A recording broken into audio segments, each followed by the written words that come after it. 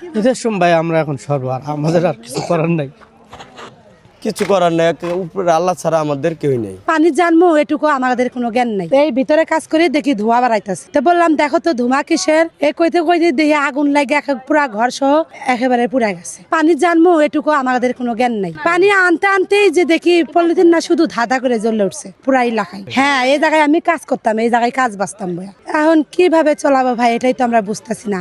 আমাদের তো এই যে লাখ টাকা সম্পত্তি এগুলাই তো পুড়ে গেল। আমরা এগুলা ঈদের আগে সিল দিতাম, এই যে কালকে শনিবার রবিবারের মধ্যে আমাদের এই মালগুলা সিল হয়ে যাইতো। এগুলা বেচে আমাদের পরিবারকে উৎসাহ, মানে যে যারা কাজ করে তাদেরকে বেতন দিতাম, তারাও হয়তো তার ছেলে মেয়েরা নিয়ে ঈদ আনন্দ বুঝাইতো। এখন যে আমাদের এগুলা পুরা গেল, এখন আমরা তো নিজেই এখন অসহায় হয়ে গেলাম। তাহলে আমাদের কর্মচারীরা কেমন আমরা বুঝাবো ভাই? আসলে আমরা তো নামাজে ছিলাম, কোনো একজন বললো ভাই দোকানে আগুন লাগছে আর কি। পরে আমরা দৌড় দিয়ে আসছি, আইসা দেখি যে যেভাবে আগুন লাগছে এইভাবে আর পানি দিয়ে লিবানোর মতন কোনো শক্তি নাই আর কি। পরে আর কি করার, পরে আমরা যত দূর যা পাইছি সরানোর চেষ্টা করছি, কিন্তু আগুন বেশি হওয়ার কারণে আমরা কিছু ধরতে পারি নাই। এখানে অনেক মানুষই বিড়ি সিগারেট খায়, তো এখানে এমন না যে কোনো পাক শাক করে বা গ্যাস সিলিন্ডার আছে এমন কিছু নাই। কোনো হয়তো বিড়ি সিগারেট খায় কেউ ফালাইছে, এখান থেকে আগুন লাগতে পারে, এছাড়া আর কোনো তো সূত্র দেখি না। এখানে আমার এই একটা দোকান, ওই একটা দোকান, দুই দোকান মিলে প্রায় আমার প্রায় 13-14 লাখ টাকার মাল আছিল। এরকম 7টা দোকান আছে, 7টা দোকানেই প্রায় এরকম কম বেশি সবারই মাল আছে।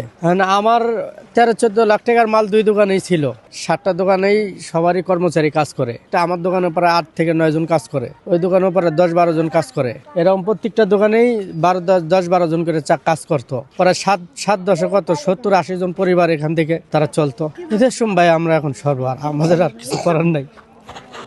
প্রায় মনে করেন 2000 পরিবারের ক্ষতি হয়েছে এই জায়গায়। নিম্নে আর্থিক মনে করেন প্রায় 1 কোটি টাকার উপরে এই জায়গায় ক্ষতি হয়েছে। এনে মনে করেন বাঙ্গারি লোহা টোয়া যে আবি যাবি যত প্লাস্টিকের এন থেকে আমদামি করে আমরা ইসলামবাদ এই জায়গাতে যে কোনো মনে করেন টোকাই থেকে শুরু করে সবাই এখানে কাজ করে। এই জায়গায় না মাল দেয়, আমাদের বহু টাকার মাল আমাদের ডেলিভারিছে।